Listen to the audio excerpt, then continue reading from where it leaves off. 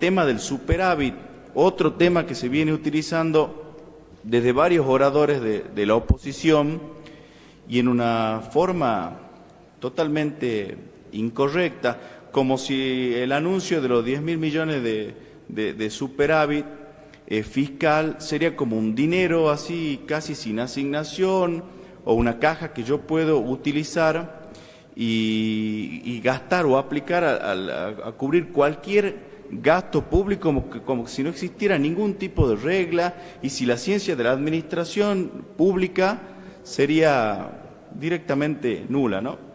Para eso hay todo un sistema, tenemos que conocer el sistema de ejecución presupuestaria que tenemos en la Administración Nacional y también el que tenemos en la Administración Provincial.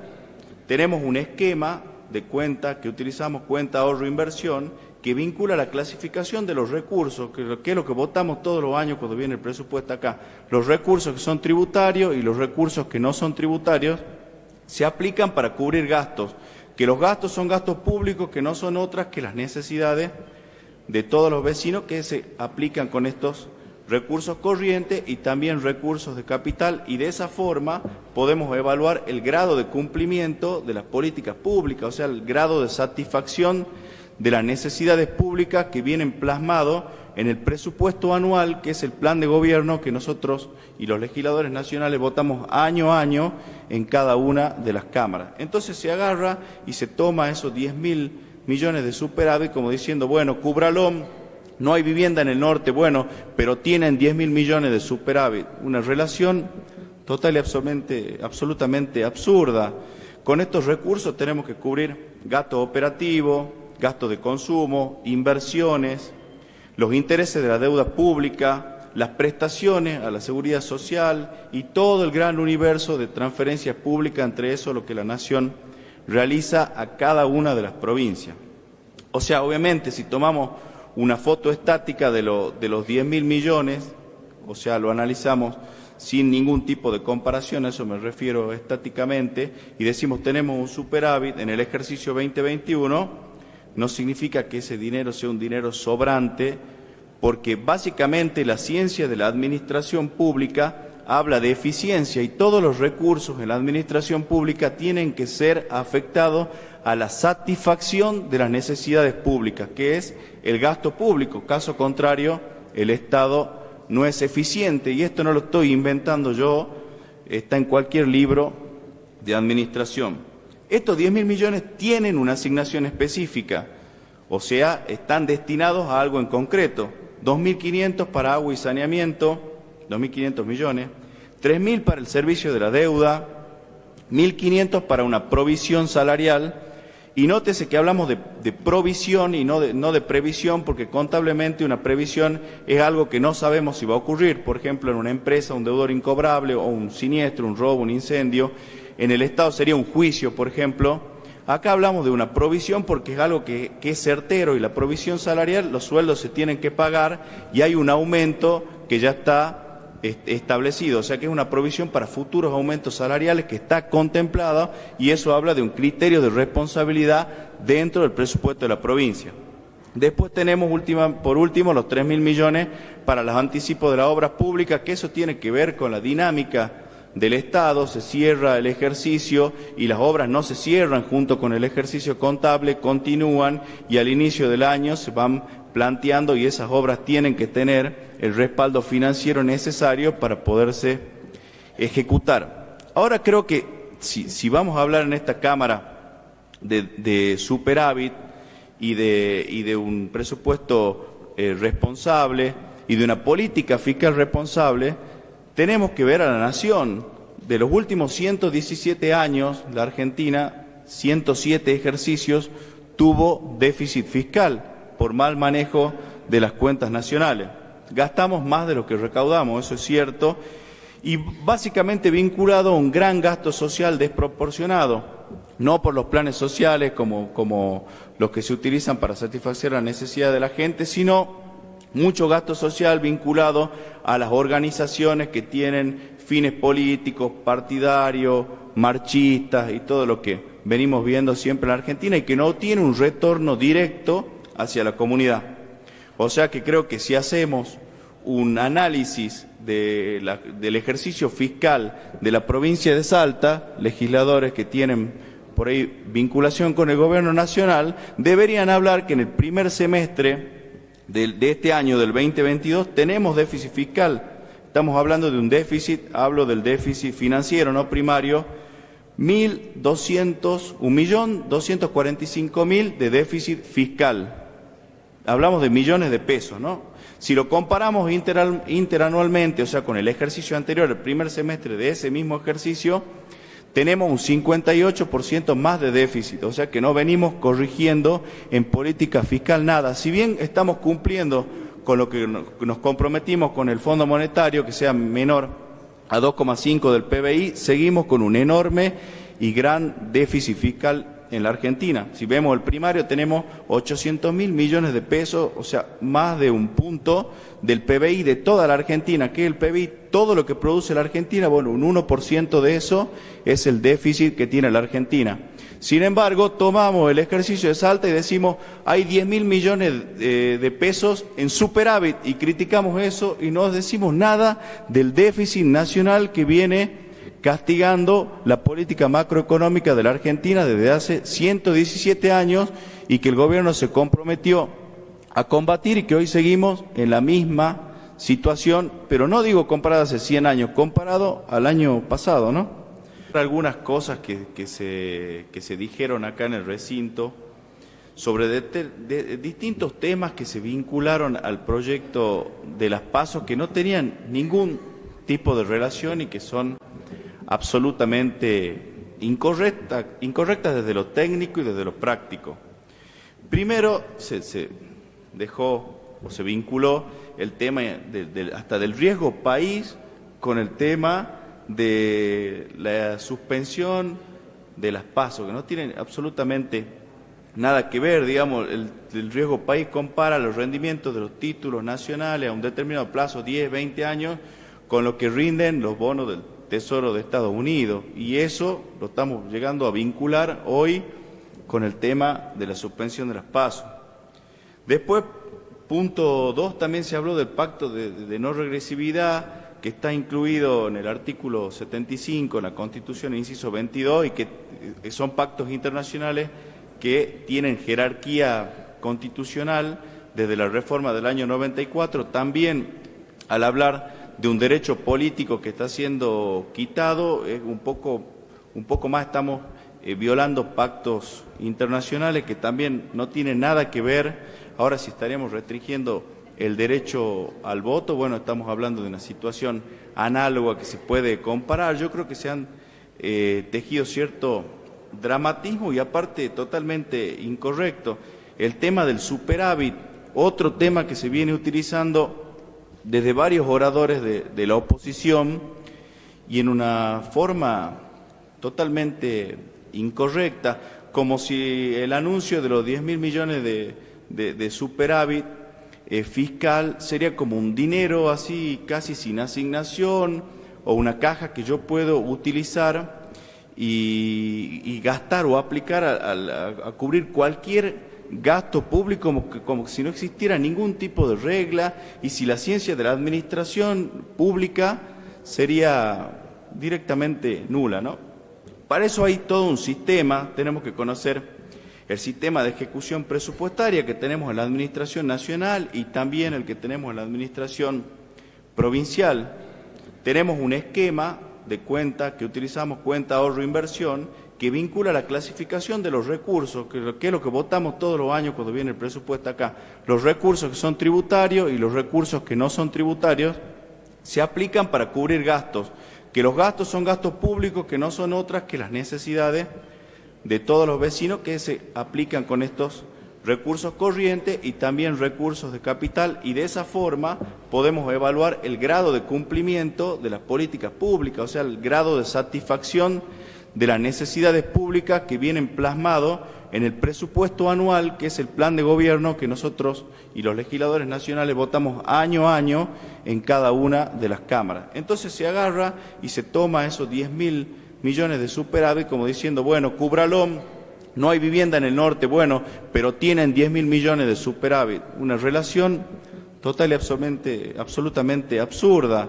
Con estos recursos tenemos que cubrir gasto operativo, gasto de consumo, inversiones, los intereses de la deuda pública, las prestaciones a la seguridad social y todo el gran universo de transferencias públicas, entre eso lo que la Nación realiza a cada una de las provincias. O sea, obviamente, si tomamos una foto estática de los 10.000 millones, o sea, lo analizamos sin ningún tipo de comparación, a eso me refiero estáticamente, y decimos tenemos un superávit en el ejercicio 2021, no significa que ese dinero sea un dinero sobrante, porque básicamente la ciencia de la administración pública habla de eficiencia y todos los recursos en la administración pública tienen que ser afectados a la satisfacción de las necesidades públicas, que es el gasto público. Caso contrario, el Estado no es eficiente, y esto no lo estoy inventando yo, está en cualquier libro de administración. Estos 10.000 millones tienen una asignación específica, o sea, están destinados a algo en concreto. 2.500 para agua y saneamiento, 2.500 millones, 3.000 para el servicio de la deuda, 1.500 para una provisión salarial. Y nótese que hablamos de provisión y no de previsión, porque contablemente una previsión es algo que no sabemos si va a ocurrir. Por ejemplo, en una empresa, un deudor incobrable o un siniestro, un robo, un incendio. En el Estado sería un juicio, por ejemplo. Acá hablamos de una provisión porque es algo que es certero, y la provisión salarial, los sueldos se tienen que pagar y hay un aumento que ya está establecido, o sea que es una provisión para futuros aumentos salariales que está contemplada, y eso habla de un criterio de responsabilidad dentro del presupuesto de la provincia.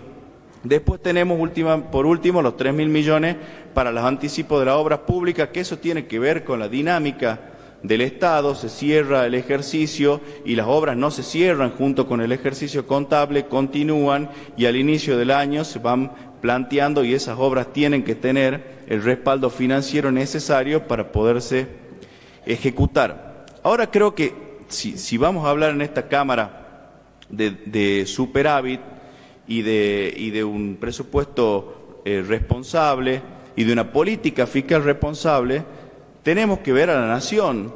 De los últimos 117 años, la Argentina, 107 ejercicios, tuvo déficit fiscal por mal manejo de las cuentas nacionales.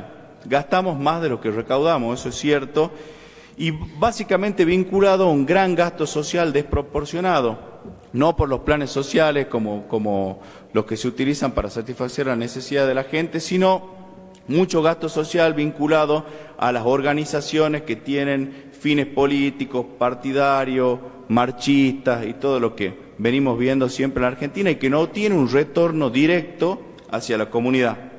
O sea que creo que si hacemos un análisis del ejercicio fiscal de la provincia de Salta, legisladores que tienen por ahí vinculación con el gobierno nacional, deberían hablar que en el primer semestre de este año, del 2022, tenemos déficit fiscal. Estamos hablando de un déficit, hablo del déficit financiero, no primario, 1.245.000 de déficit fiscal.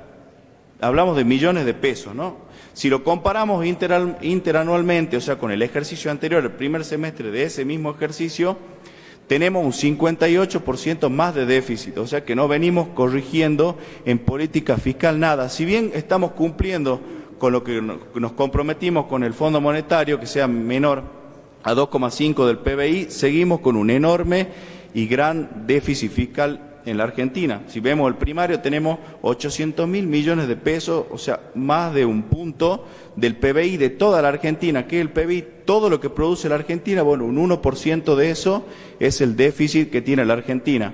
Sin embargo, tomamos el ejercicio de Salta y decimos, hay 10.000 millones de pesos en superávit, y criticamos eso y no decimos nada del déficit nacional que viene castigando la política macroeconómica de la Argentina desde hace 117 años, y que el gobierno se comprometió a combatir, y que hoy seguimos en la misma situación, pero no digo comparado hace 100 años, comparado al año pasado, ¿no?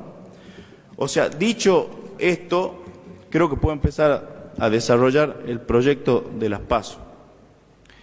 Creo que es imprescindible darle señales a la comunidad, a los ciudadanos, señala que le simplifiquen la vida cotidiana, reducir el tiempo de las elecciones y profundizar la gestión institucional. Por cuanto hoy ni siquiera los partidos políticos pueden eludir las PASO, así exista un solo candidato, y la gente tampoco las puede eludir así no pertenezca a un partido político y sea, por ejemplo, un independiente. Antes de la existencia de las PASO, coexistían las leyes, la 7335 del año 2005 y la ley 7540, que es modificatoria de esta anterior. Ambas son derogadas por el artículo 58 de la ley de las PASO, y a esto se suma que el artículo 19 de la ley de la Carta Orgánica de los Partidos Políticos, la ley 6042, también hace una modificación sobre el reconocimiento de las alianzas partidarias. O sea, nosotros ahí también podríamos decir, eso es un derecho adquirido, porque también eran leyes que fueron modificadas y estamos siendo de alguna forma regresivos al permitir que en un partido que era cerrado, ahora voten independientes que no comulgan absolutamente nada con las ideas de ese partido, ¿no? O sea, hasta ese momento para la sociedad era normal y habitual que las agrupaciones políticas resolvieran dentro de su seno interno cuáles iban a ser los candidatos con internas cerradas. O sea, cerradas solamente votaban afiliados de los partidos, por los cuales los partidos militaban, salían a buscar afiliados para poder ganar las elecciones dentro de sus partidos. Hoy la verdad que se cumple con la afiliación mínima, que son 4.000 afiliados a cada partido, salvo aquellos partidos con cierta historia que siguen sumando afiliados. La verdad que quedó solamente como un trámite formal y no una militancia real y concreta. La lógica electoral de las PASO verdaderamente afectó el ánimo de los ciudadanos. No se sienten representados por esta situación y sí consideran muchos que esto representa una encuesta, primero onerosa, pero aparte, si sacamos lo económico, también muy compleja y que les impone una obligación que ellos no tienen, resolver las internas dentro de los partidos políticos. Por otro lado, obstaculiza seriamente la gestión institucional. Yo creo que para resolver este tema nos tenemos que poner de acuerdo oficialismo y oposición en algunos puntos concretos que creo que no me van a dejar mentir si hacemos un acto de sinceridad. Primero, es un instrumento que está obsoleto porque la realidad no es la misma que la que teníamos en el momento de la sanción de la PASO cuando había 6 partidos, total y absolutamente dinámica. La realidad es obsoleto y es oneroso. No cuenta con el apoyo de la sociedad. También tenemos que, hablando de esto de los partidos políticos, que muchos legisladores lo mencionaron, les aseguro que cuando se fueron a la ronda de partidos políticos, cuando expresan en los medios la posición de cada uno de los partidos, va el presidente y el apoderado. Ustedes díganme si esas dos personas representan a las 12.000 personas, por ejemplo, que están afiliadas. Les aseguro que no. Si van estas dos personas y dicen, estamos de acuerdo con que se hagan pasos, ¿significa que hay 12.000 personas que también están de acuerdo? Les aseguro que esa premisa también es falsa y se la utilizó acá como un argumento, ¿no? Y por último, la verdad que casi ninguno de los partidos que están acá o que aquí se encuentran representados, supongamos que continuamos y decimos, bueno, sí, va a haber pasos, les aseguro que la mayoría de los partidos que están acá representados no van a ir a internas, van a consensuar con la dirigencia quiénes van a ser los candidatos. Y eso ya ocurrió en mi departamento, la mayoría de los partidos que están acá no hicieron internas, solamente el Partido Justicialista. Y los invito a que hagan el mismo ejercicio en cada uno de sus departamentos. Para responder brevemente lo que decía un legislador respecto a la acumulación que me quedó ahí en el tintero, la acumulación de los proyectos por el tema de la elección de los concejales, que mencionaba el secretario legislativo, tampoco era necesaria la acumulación, porque técnicamente desde cualquiera de las comisiones, Legislación General, Hacienda o la Comisión de Asuntos Municipales, podríamos haber incluido la modificación en el dictamen, que es total y absolutamente lícito. O sea que no era necesaria ninguna unificación del proyecto, al decir estamos tratando dos proyectos de ley, ni mucho menos.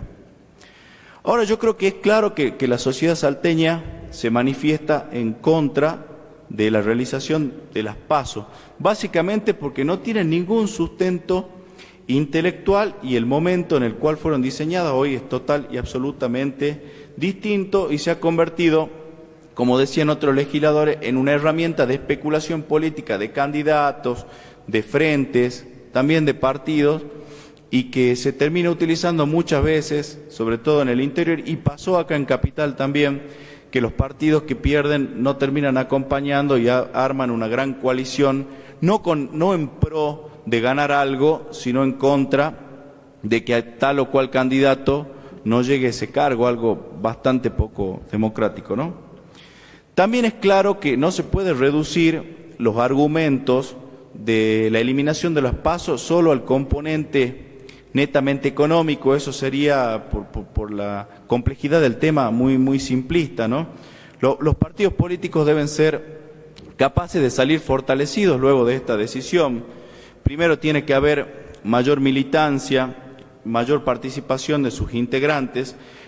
Los partidos políticos son una de las instituciones fundamentales de la democracia y no pueden ser, tienen que tener una extensión a la sociedad y no pueden ser lo que hoy son, instituciones muertas, o sea, un sello partidario que no aporta, no digo todos, la gran mayoría de estos más de 80 partidos y agrupaciones municipales no aportan realmente un beneficio a la sociedad. Si no lo hubiésemos visto en pandemia o en esta crisis económica, en los merenderos, en las calles, en los lugares donde hace falta una militancia de todos estos partidos, solamente aparecen las pintadas al momento de las elecciones y creo que ustedes no me van a dejar mentir, ¿no?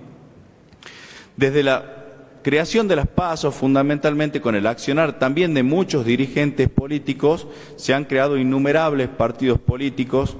Hemos llegado a la situación de 3.000 candidatos, por acá lo tenía anotado, para 290 cargos en la provincia, ¿no? Distribuidos en estos cerca de 80 partidos. Y no vemos 3.000 dirigentes en las calles hoy en día trabajando por cada uno de los salteños, ¿no? Ni tampoco lo vimos en la pandemia, ni nos vemos ahora en esta crisis económica. Yo sí quiero responderle a un diputado que manifestó que no se trató el proyecto de la boleta única papel sin expresar ningún tipo de argumento. Nosotros tenemos comisiones y ese proyecto pasó por la Comisión de Hacienda, donde yo formo parte. Yo sí expresé mis argumentos y voy a hacer uso de argumentos que se presentaron en la Comisión de Legislación General de la Cámara de Diputados de la Nación por un jurista y abogado del mismo partido que él representa en contra de la boleta única papel. Una de las desventajas que se presentan, primero la dimensión, yo diciendo que sí tenemos argumento, ¿no? La dimensión de la boleta, incluir en una papeleta la cantidad de candidatos conlleva un tamaño de papeleta del tamaño de un afiche, sobre todo realizando las PASO y con la cantidad de partidos que tenemos acá en Salta, ¿no? Salta, digo Capital, Orán, Tartagal, todos los departamentos del sur, Valle del Lerma. La fragmentación electoral, el incentivo a votar en cada categoría un candidato de diferente partido, genera como consecuencia la fragmentación del sistema político. Después la boleta única no es más económica, no sé de dónde se tomó el dato de los 40 millones, esto no es así, es bastante onerosa y se pueden imprimir menos boletas, por ejemplo, que la boleta papel clásica, pero también hay gastos de capacitación en los electores y autoridad de mesa y un montón de cosas que empiezan a surgir cuando se implementan las cosas, porque en la teoría todo funciona y en la implementación de los sistemas la cosa cambia, ¿no? Y hay muchas correcciones para hacer. Después la reforma es innecesaria. En Argentina y en Salta no acudimos a un fraude electoral sistémico, ni tampoco esto ha sido probado en la justicia. Después, para nada, evita las irregularidades en la votación. La boleta única no es un sistema a prueba de fraude, o sea, con una doble tacha o una marca en la boleta se puede anular cualquier voto fácilmente. Y si los partidos chiquitos no tienen fiscales de mesa y fiscales generales en cada uno de los distritos, en cada uno de los departamentos y también allá en los parajes, como le puedo decir, no sé, en la Merced o en el Chaco salteño, Y bueno, el partido que responda al intendente, al senador o al que más recursos tiene, seguramente va a tener mayor facilidad para tener acceso o adulterar cualquier documentación. Y si no lo hace, los otros partidos no van a tener un derecho fundamental que tienen que tener en cualquier elección, que es la posibilidad de control y auditoría. Eso requiere fiscales en la extensión de todo el terreno que el voto electrónico no lo requiere. Después, por último, y para mí importantísimo, es menos sustentable con el ambiente, o sea, la impresión de boletas, por ejemplo, datos tomados de la Cámara Nacional Electoral en las elecciones generales del 2021, con la boleta clásica se gastaron más de 2.000 millones solo en impresión, ¿no? O sea, si este gasto se tendría que replicar en el 2023, el gasto proyectado llegaría a más de 3.000 millones, con todo el grave impacto ambiental que tiene la impresión de todas estas boletas, ¿no? La impresión del papel, y hemos tratado en esta Cámara un montón de proyectos para evitar que se imprima más papeles ya en este siglo, ¿no?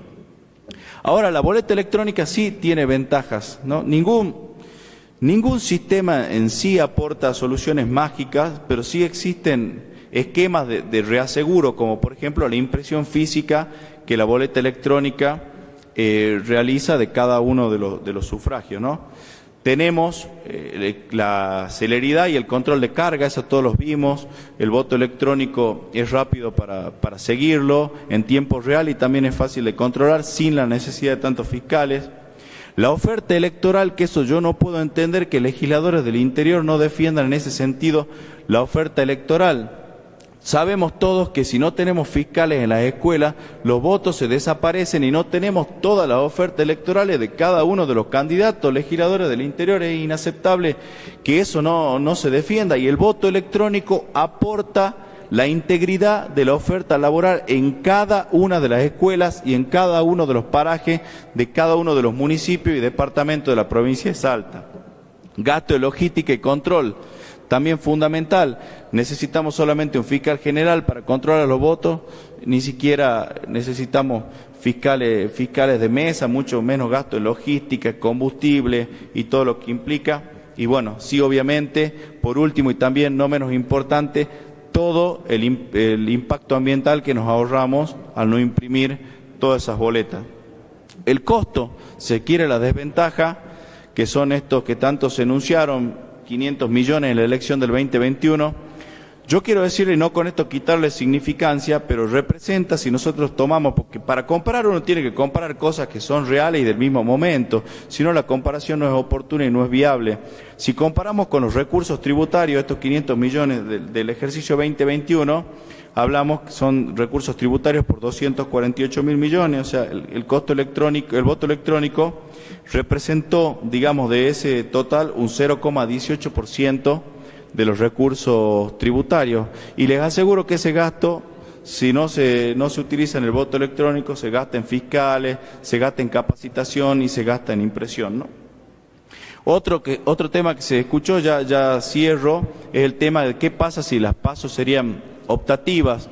Eso también, la experiencia de Uruguay puede ser ilustrativa. En Uruguay no fueron optativas durante mucho tiempo y en las elecciones generales vota el 90% del electorado, y en las elecciones que no son las internas, cuando no son obligatorias, la participación es del 37%. Y encima la experiencia, los análisis empíricos muestran que generalmente va a votar la gente que tiene títulos profesionales, mayor capacitación, o los que están identificados con alguna fuerza extrema, tanto de izquierda como de derecha, o sea que esa tampoco sería una opción.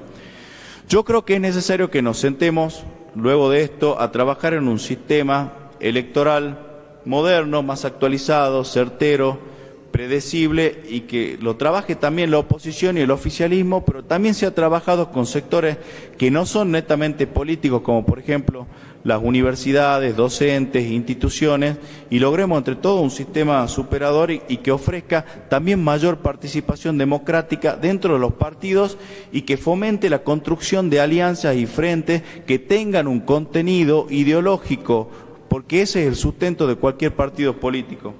Mientras tanto logremos eso, creo que la suspensión de la PASO es la mejor opción. Así que muchas gracias, presidente. Gracias, diputado. Tiene la palabra el diputado Reston. Gracias, señor presidente. Yo accedí a esta Cámara con un solo propósito, el de pelear por garantizarles derechos a la gente. No estoy bajo ningún punto de vista de acuerdo en cercenar ninguno.